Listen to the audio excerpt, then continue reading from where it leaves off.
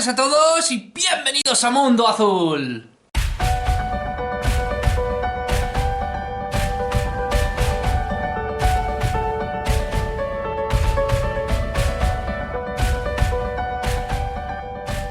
Mundo Azul. Bueno, pues ya estamos aquí un día más y hoy, amigos míos, os traigo un vídeo increíble, un vídeo que me emociona porque es un vídeo que me interesa mucho, ya me interesaba también en su momento, y es un vídeo que me suscita muchas preguntas y que gracias, como no, a la información del libro de Urantia, podemos hacernos un compendio a aquellos que crean, a aquellos que no crean, a aquellos que se tiren más por la rama de la historia, por la rama de la ortodoxia, por la rama de la religión, por la rama que queráis. Es un tema que suscita, o por lo menos a mí me suscita bastante interés, ya que en definitiva la figura de Jesús de Nazaret, el hombre, el gran hombre de la historia, ese hombre Dios que marcó sin lugar a dudas un antes y un después, y que después de 2000 años todavía seguimos hablando de él, de su mensaje, e intentamos seguir dilucidando quién fue y por qué vino aquí. Amigos míos, una de las etapas más increíble y más fascinante que la religión no ha sabido dar respuestas y que otros escritos tampoco han sabido satisfacer son los viajes de Jesús de Nazaret. Y ya os adelanto que Jesús de Nazaret fue uno de los grandes viajeros, por no decir uno de los mayores viajeros de su momento, amigos míos. Y a pesar de esas mentirijillas, mentirolas, mentirazas, hiper mega mentiras que la iglesia, religiones, etcétera, etcétera, incluso la propia historia nos cuenta, como por ejemplo que Jesús de Nazaret no tuvo hermanas y otras muchas tantas cosas, que fue un analfabeto, que no sé qué, que si fue un rabino, que si no lo fue, que si fue un nacionalista, que si no lo fue. En definitiva, cosas que no están comprobadas o que lo único que pretenden es empañar esa idea magnífica de un hombre Dios, hombre barra Dios, o sea, sé que es las dos cosas que se puede ver tanto desde el prisma de hombre, que lo fue, y con todo lo que ello conlleva, alegrías, sufrimientos, dudas, como un Dios con todo lo que ello conlleva, una omnisciencia, unas capacidades, una suficiencia, uno de los acontecimientos más hegemónicos de la vida o más cúspide, la piedra roseta de esta vida, de este hombre y de este Dios, fueron esos viajes ocultos, esos viajes secretos que, como digo, nadie conoce, o hasta que llegó el libro de Urantia nadie conocía. Agarraros bien en los asientos, cogeros una taza de café, cogeros, no sé, un bol de palomitas, como decimos aquí, disfrutar, poner los pies encima de la mesa y vamos a ver lo que nos cuenta una vez más el libro de Urantia, en este caso acerca de los viajes de Jesús de Nazaret. En marzo del año 22 después de Jesucristo, Jesús se despidió de Zebedeo y de Cafarnaún. Pidió una pequeña suma de dinero para costear sus gastos de viaje a Jerusalén. Mientras trabajaba con Zebedeo, tan solo había cobrado pequeñas sumas de dinero que mensualmente enviaba a su familia en Nazaret. Algunos meses iba José a Cafarnaún por el dinero, otros meses iba Judá para recibir el dinero y llevarlo a Nazaret. El centro pesquero donde trabajaba Judá estaba a unos pocos kilómetros al sur de Cafarnaún. Cuando Jesús se despidió de la familia de Zebedeo, convino en permanecer en Jerusalén hasta la Pascua, y ellos prometieron viajar a Jerusalén para esa ocasión. Incluso dispusieron celebrar juntos la cena pascual. Todos ellos lamentaban la partida de Jesús, especialmente las hijas de Zebedeo. Antes de irse de Cafarnaún, Jesús tuvo una larga conversación con su nuevo amigo e íntimo compañero Juan Zebedeo. Le dijo que pensaba viajar extensamente hasta que llegue mi hora, y le pidió que se ocupara en su lugar de enviar dinero a su familia en Nazaret todos los meses, hasta que se agotaran los fondos acumulados por él durante ese año. Y Juan así le expresó su promesa. Por tanto, cuando Jesús partió para Jerusalén, Juan consultó con su padre, Zebedeo, respecto del dinero que le debían a Jesús, sorprendiéndose de que fuera una suma tan considerable. Como Jesús había dejado el asunto enteramente en sus manos, convinieron que sería mejor invertir esos fondos en propiedades y usar los ingresos para asistir a la familia de Jesús de Nazaret. Y puesto que Zebedeo conocía de una casita en Cafarnaún que tenía una hipoteca y estaba en venta, mandó a Juan a comprar esta casa con el dinero de Jesús y mantener el título de fideicomiso para su amigo, y así lo hizo Juan. Por 2 años la renta de la casa se aplicaría a la hipoteca y esta aumentada por ciento dinero de Jesús poco después, que envió a Juan para ser usado como la familia lo necesitase. Casi igual la suma de esta obligación, y Zebedeo suplió la diferencia, de manera que Juan pagó el resto de la hipoteca a su debido tiempo, asegurando así un título limpio para esta casa de 2 piezas. De este modo, Jesús, sin saberlo, se convirtió en propietario de una casa en Cafarnaún. Cuando se enteró la familia en Nazaret de que Jesús había partido de Cafarnaún, puesto que nada se sabía de su pacto financiero con Juan, creyeron que había llegado la hora de que se arreglaran sin más ayuda de Jesús. Santiago recordó su contrato con Jesús y con la ayuda de sus hermanos, de ahí en adelante asumió la plena responsabilidad por el cuidado de su familia. Jesús, durante casi 2 meses, pasó la mayor parte de su tiempo escuchando las discusiones en el templo y visitando ocasionalmente las diversas escuelas rabínicas. Pasaba la mayoría de los sábados en Betania. Jesús había llevado consigo a Jerusalén una carta de presentación de Salomé, la esposa de Zebedeo, dirigida al exsumo sacerdote Anás, expresando que es como si fuera mi propio hijo. Anás pasó mucho tiempo con él, llevándole personalmente a visitar las muchas academias de los maestros religiosos de Jerusalén.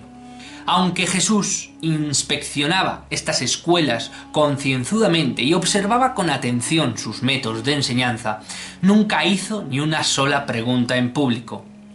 Aunque Anás consideró a Jesús un gran hombre, no sabía cómo asesorarlo. Le parecía tonto sugerirle que ingresara como estudiante en una de aquellas escuelas de Jerusalén, pero por otra parte sabía bien que no podía Jesús alcanzar la categoría de maestro regular, porque no había recibido instrucción en ninguna de estas escuelas. Ya se acercaba la época de la Pascua, y junto con las multitudes que venían de todos los rincones de la tierra de Cafarnaún llegaron los Zebedeo y su entera familia. Todos ellos se hospedaron en la espaciosa casa de Anás, donde celebraron la Pascua como una familia feliz. Antes del fin de esta semana pascual, por una aparente casualidad, Jesús conoció a un rico viajero y a su hijo, un joven de unos 17 años. Estos viajeros procedían de la India, camino a Roma y a otros lugares del Mediterráneo, y había planeado visitar Jerusalén durante la Pascua, con la esperanza de encontrar a alguien a quien pudiera contratar como intérprete para ambos y tutor para el hijo. Al conocer a Jesús, el padre insistió que los acompañara en su viaje. Jesús le habló de su familia, agregando que no le parecía justo abandonar por un periodo de casi 2 años, periodo durante el cual podrían correr el riesgo de pasar necesidades. Este viajero del Oriente le propuso pues a Jesús adelantarle los jornales correspondientes a 1 año de trabajo, para que él se los entregase a una persona de confianza, asegurando así la protección de su familia contra cualquier necesidad. Y Jesús convino entonces en viajar con ellos. Jesús entregó esta importante suma de dinero a Juan, el hijo de Zebedeo, que utilizó este dinero para la liquidación de la hipoteca de la propiedad de Cafarnaún. Jesús le contó a Zebedeo todo el arreglo de este viaje por el Mediterráneo, pero le hizo prometer que no se lo diría a nadie, ni aun a su propia familia, y Zebedeo jamás reveló su conocimiento sobre el paradero de Jesús durante este largo periodo de casi 2 años. Antes del retorno de Jesús, la familia de Nazaret ya casi lo había dado por muerto. Solo las aseveraciones de Zebedeo, quien en varias ocasiones los visitaba con sus hijos Juan en Nazaret, mantenía viva la esperanza en el corazón de María. Durante este periodo le iba bastante bien a la familia nazarena. Judá había aumentado considerablemente su cuota y mantuvo esta contribución adicional hasta que se casó. Pese a que no parecían necesitar ayuda, Juan Zebedeo se hizo a la costumbre de llevar obsequios a María y a Ruth todos los meses, tal como Jesús le había instruido. Jesús con 29 años. Todo el 29º año de su vida lo pasó Jesús completando su gira por el mundo mediterráneo. Los principales acontecimientos dentro de lo que se nos ha permitido divulgar de estas experiencias constituyen el objeto de las narraciones que siguen inmediatamente a este documento. A través de esta gira por el mundo romano, por muchas razones a Jesús se le conoció como el escriba de Damasco. En Corintio y en otras escalas del viaje de regreso se le conoció, sin embargo, como el tutor judío. Fue este un periodo extraordinario en la vida de Jesús. Durante este viaje se puso en contacto con muchos de sus semejantes. Sin embargo, esta experiencia es una fase de su vida que él nunca reveló, ni a su familia, ni a ninguno de los apóstoles. Jesús vivió su vida en la carne y partió de este mundo sin que nadie, salvo Zebedeo de Betsaida, supiera que él había hecho este extenso viaje. Algunos de sus amigos pensaron que había regresado a Damasco, otros pensaron que se había ido a la India. Su propia familia se inclinaba a creer que estaba en Alejandría, ya que sabían que una vez había sido invitado a ir allí con el objeto de convertirse en el asistente de un chazán. Cuando Jesús regresó a Palestina, nada hizo para cambiar las opiniones de su familia de que había ido a Jerusalén o a Alejandría. Les dejó creer que todo el tiempo que había estado ausente de Palestina lo había pasado en esa ciudad de erupción y de cultura. Solo Zebedeo, el fabricante de botes de Betsaida, conocía lo que era el hecho acerca de estos asuntos, y Zebedeo nunca dijo nada a nadie.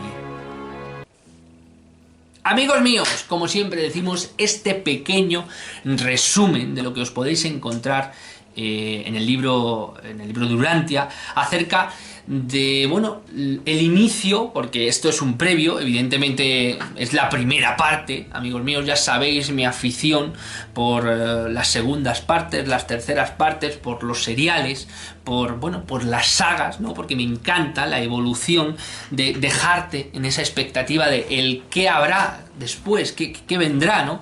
Pues aquí en este vídeo, amigos míos, como veis, solo os voy a contar el inicio. Toda gran historia, todo gran viaje empieza con un paso. Pues bien, este es el primer paso de Jesús de Nazaret. Dejarlo todo bien atado, que muchos de vosotros seguro que os sonará, cómo no, Caballo de Troya, ¿no? En el que Jasón descubre por María el cómo Jesús de repente desaparece y está durante 2 años, o en este caso durante casi 2 años, viajando por el mundo, y nadie, salvo Zebedeo padre, que en este caso el libro de Urantia dice que es Juan Zebedeo, Caballo de Troya afirma que es Zebedeo padre, pero bueno, sea como fuere, da igual quien sea, solo lo sabía uno de los Zebedeo acerca de todo el viaje, o sabían que había hecho un viaje pero no sabían realmente a dónde. Y como digo, amigos míos, Jesús de Nazaret es uno de los grandes viajeros, por no decir el que más, porque a lo mejor más riesgo, porque sí que es verdad que por aquellos entonces estaba la ruta de la seda, gente que viajaba desde Asia, se hacía a la otra punta de todo el imperio romano, o sea que viajeros había grandes y muchos viajeros, pero sí que es verdad que Jesús de Nazaret, una de las facetas más importantes es que le encantaba viajar, le encantaba tener contacto con sus semejantes.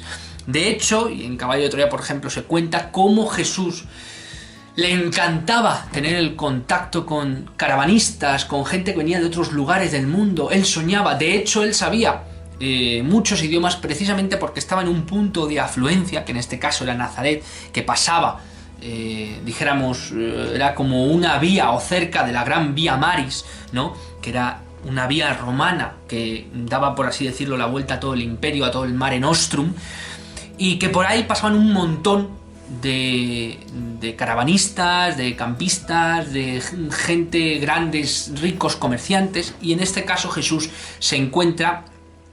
el libro delante dice por casualidad, a mí me parece casi una broma, ¿no? Que en el momento en el que él ya sabe que tiene que dejar a su familia o abandonar, entre comillas, que no los abandona porque siempre está constantemente preocupado, y tanto el libro de Durantia como en este caso Caballo de Troya hacen hincapié en que Jesús de Nazaret constantemente suplió con responsabilidad, con fidelidad, con lealtad, con un cariño incuestionable, con un amor que raya lo excelso, lo divino, el papel que tuvo para su familia, el cuidado que hizo de ellos, el sacrificio tan grande que desde que perdió bien pequeñito, con 11, con 12 años, a su padre, tuvo que acarrear en todas sus espaldas, y eso, si eso significa una gran carga en nuestros tiempos, imaginaros en su momento, donde los recursos económicos se iban agotando, porque recordar que José era un gran constructor, en este caso un contratista, que en su momento, justo antes de morir, empezaba su empresa a tener auge, la familia de Nazaret, en este caso la familia de María, empezaba a tener parné, como decimos aquí, cash, ¿no? Pero que en su momento, al morir el padre de Jesús, sí, tiraron de ahorros, tenían ahí un montón de ahorros, pero los ahorros se fueron acabando, y Jesús tuvo que empeñarse en diferentes empresas.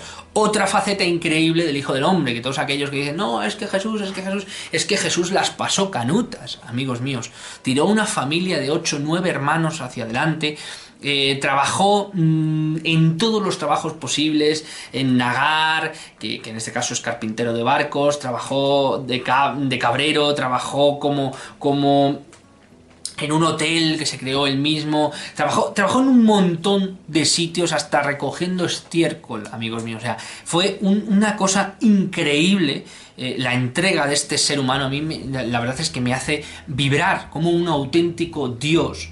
No sé, ¿sabes? No se le caen los anillos al desempeñar lo que haga falta por su familia. Y eso no solo lo hizo por su familia terrenal, sino por su familia espiritual. Dio incluso la vida para demostrar su propio mensaje. O sea, es que la entereza, la ética, los valores, los cimientos de este ser, de esta criatura, por eso digo que son férreos, eran gigantes, son incomprensibles para la razón de nosotros los mortales.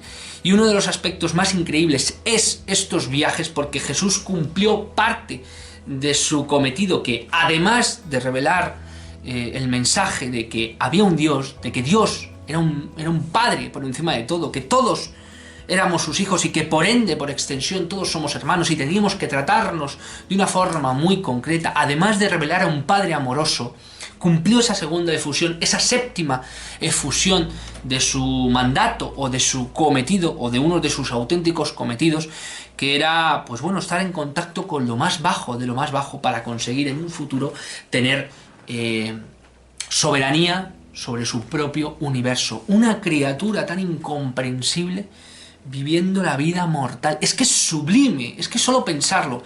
Y estos viajes pretendían, entre otras muchas cosas, además de dar una liberación a Jesús de Nazaret. Se me emborrona la cámara, esta cámara cada día está peor, amigos, lo siento, pero hay a veces que no me capta bien el movimiento y me lo difumina. Así que es verdad que yo también gesticulo mucho, pero bueno, yo creo que este gran viaje, o estos grandes viajes que hizo Jesús de Nazaret, increíbles, ahora os voy a enseñar el mapa, por todo el mundo conocido, que en este caso era el Mediterráneo, o el mayor punto de afluencia, el auge de la auténtica civilización, que como digo era el Mare Nostrum, apodado así por los romanos, mar nuestro, de nuestro imperio, que se extendía a través de todo el Mediterráneo, que era el epicentro, en este caso, de la economía. Jesús viajó por todos esos lugares, llegando incluso un poquito más allá de Roma.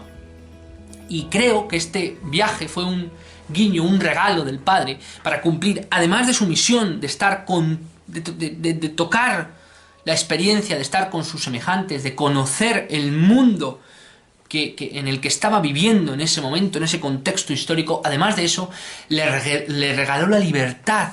Después de 28 puñeteros años estando como un esclavo, a ver, menos, estuvo desde los 11 hasta los 28 más o menos, pues que estuviera unos 15, 16 años como un auténtico esclavo, sin ningún tipo de aliciente, sin ningún tipo de...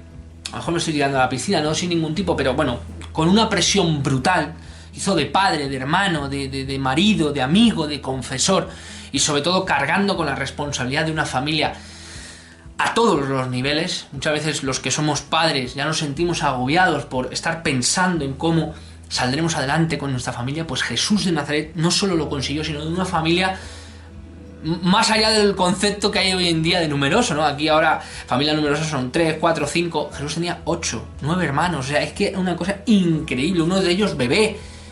La hija póstuma de José, en este caso Ruth, era un bebecito de nada. Cuando José murió, Ruth ni siquiera había nacido todavía. O sea, que imaginaros el papelón de Jesús como cabeza de familia.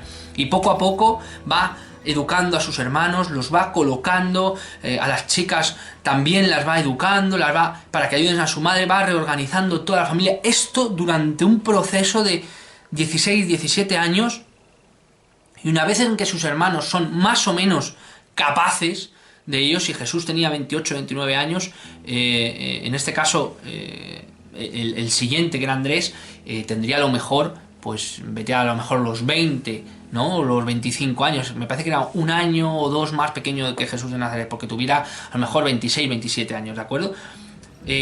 Imaginaros el proceso meticuloso que es eso para finalmente liberarse y decir, bueno, ya he hecho mi trabajo con vosotros, ya he cumplido, y aún así el hombre tenía el remordimiento de decir, no puedo estar una larga temporada porque ¿qué va a ser de mi familia? Pero fijaos cómo Dios está evidentemente en todo, y cuando siempre tenemos esa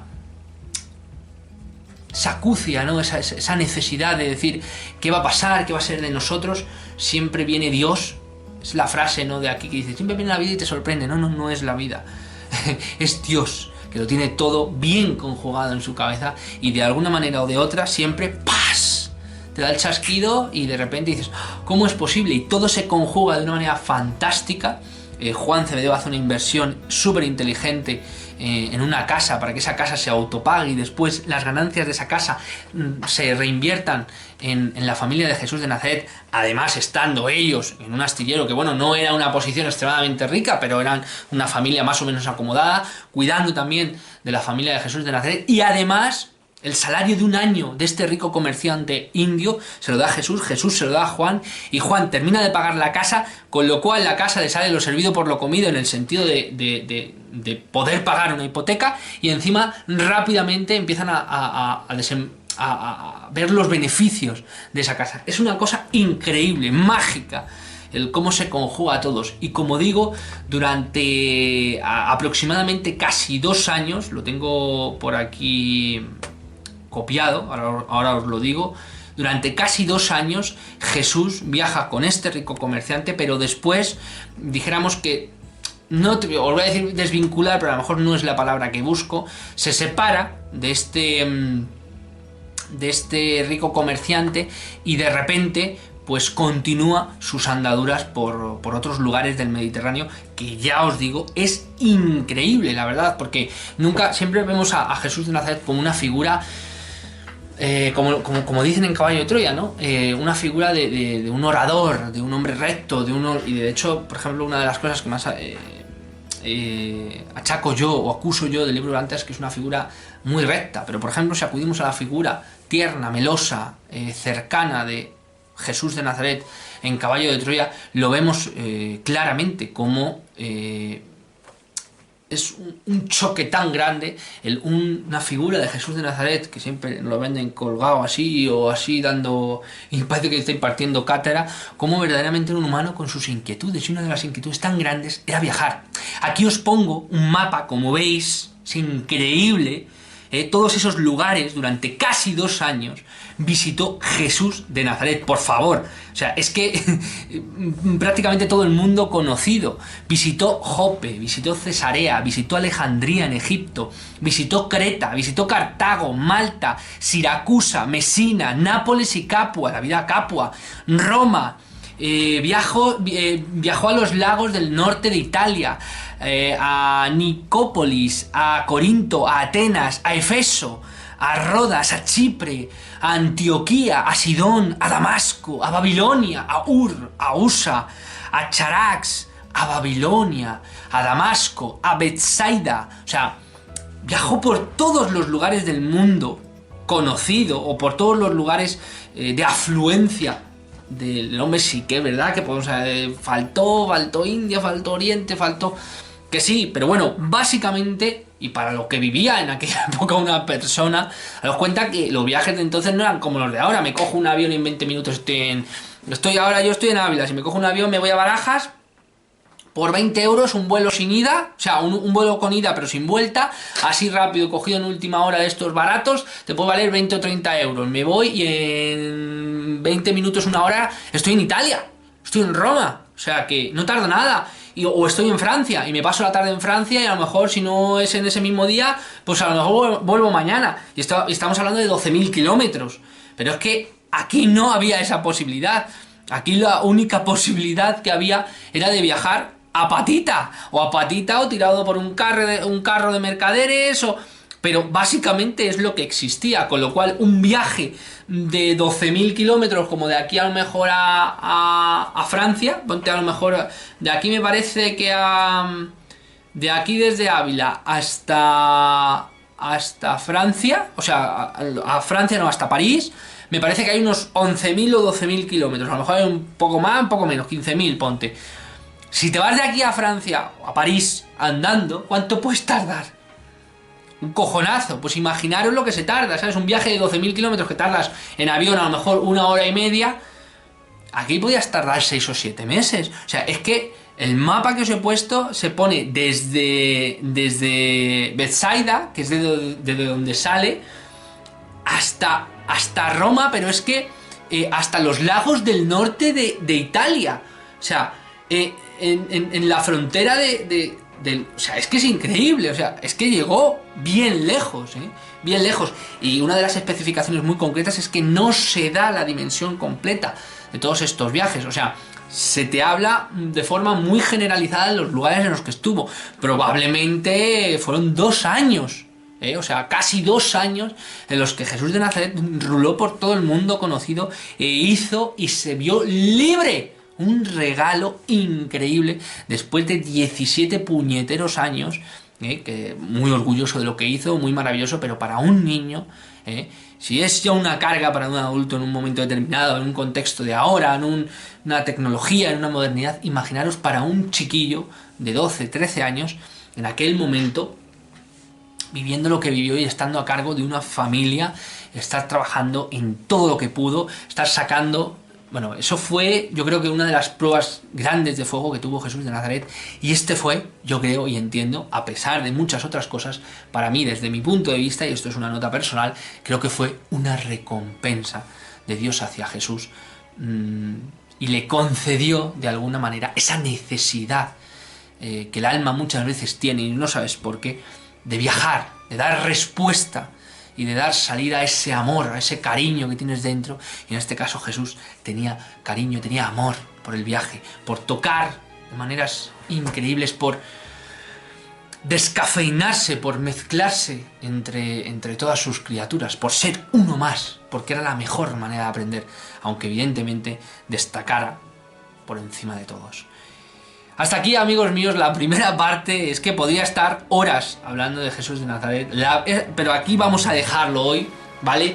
Muchos de vosotros me habéis dicho: Julio, dime por favor el documento exacto donde sacas esta información, porque me gustaría poder acudir a él. Bien, esta primera parte de los viajes de Jesús de Nazaret, yo la he cogido de la última parte del documento 129 del libro de Urantia, ¿de acuerdo? Acudir al documento 129 y es la última parte. Yo he cogido a partir de los 28 años, pero en este documento 129 te cuentan un poquito más.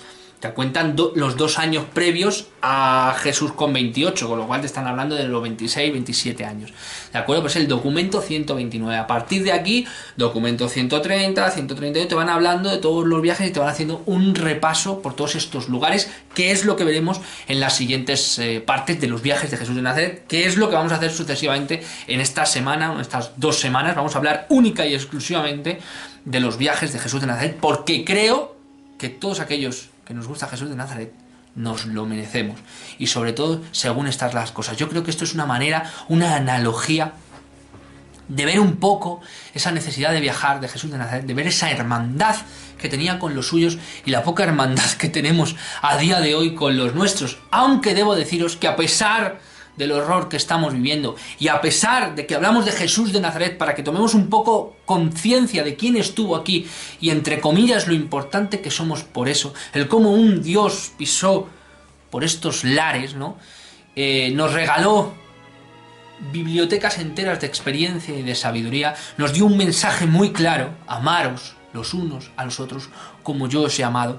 A día de hoy todavía nos cuesta entender, comprender y sintetizar ese mensaje, pero aún así, con todo, y ahora voy a desvirtuar un poco esta información, os diré que las últimas noticias de toda esta guerra de Rusia y demás nos están dejando cosas maravillosas de cómo los soldados invasores rusos que han invadido el país, que te puede gustar más, te puede gustar menos, puedes acudir a una parte de la historia o no para justificar cierto tipo de cosas, y según en la filosofía o el concepto político en el que estés. Pero deciros que los invasores rusos de un ejército que está invadiendo, que han sido capturados, están siendo atendidos, están siendo alimentados, les están dejando hablar con sus familias, porque, amigos míos, por muchos soldados, por muchas guerras, porque todos somos humanos y todos somos estúpidos y vamos como recua detrás de las órdenes de los que no van a la guerra, de los que no hacen la guerra, sino nos mandan a los demás,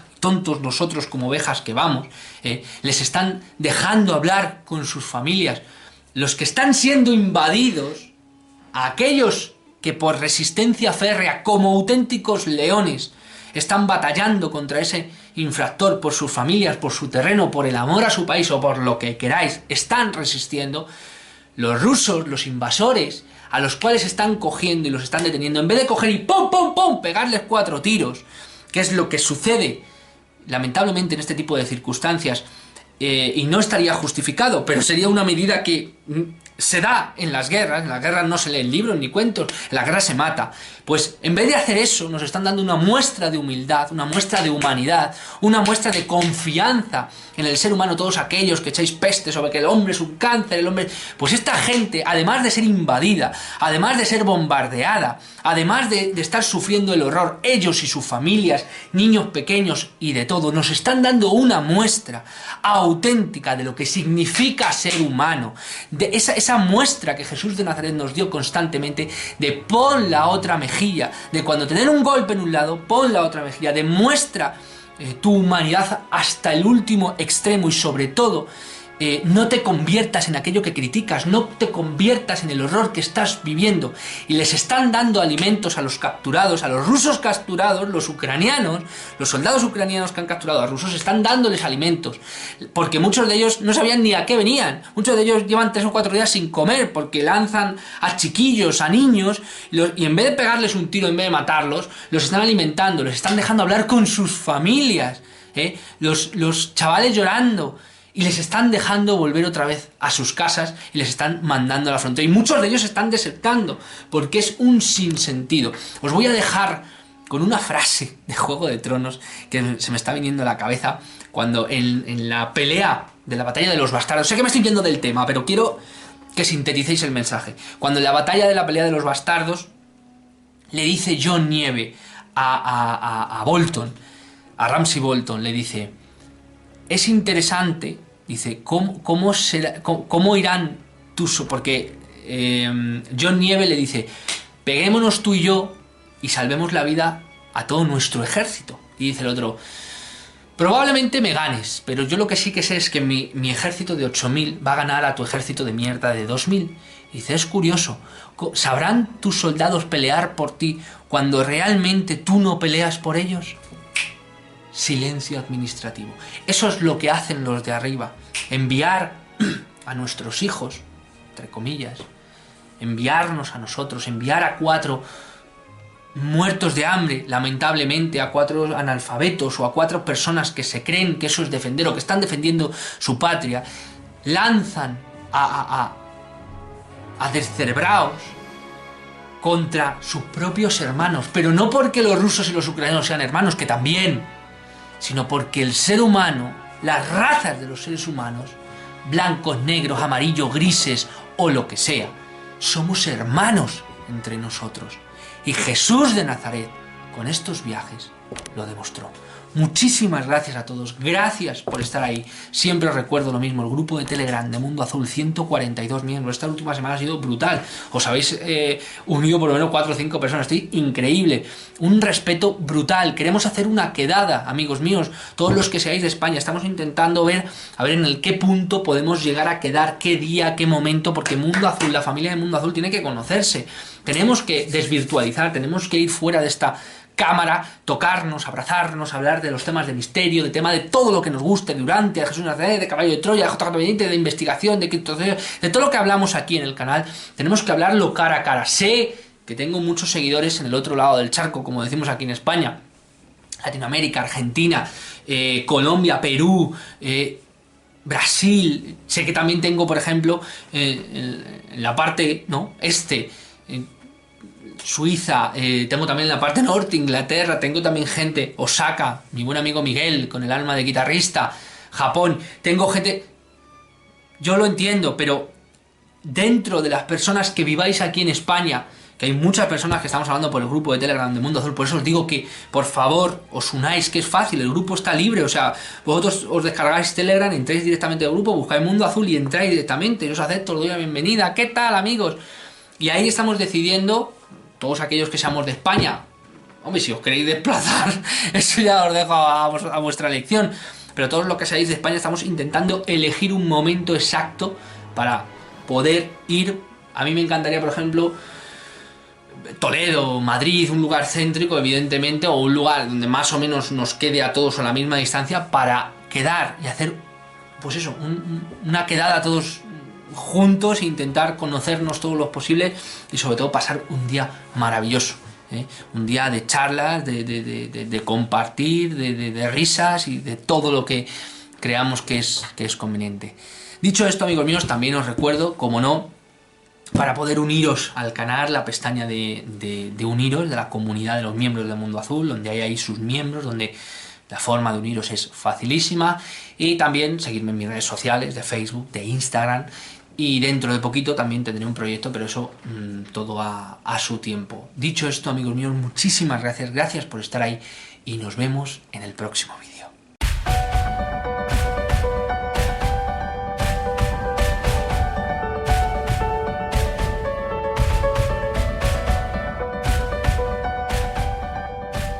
Mundo Azul.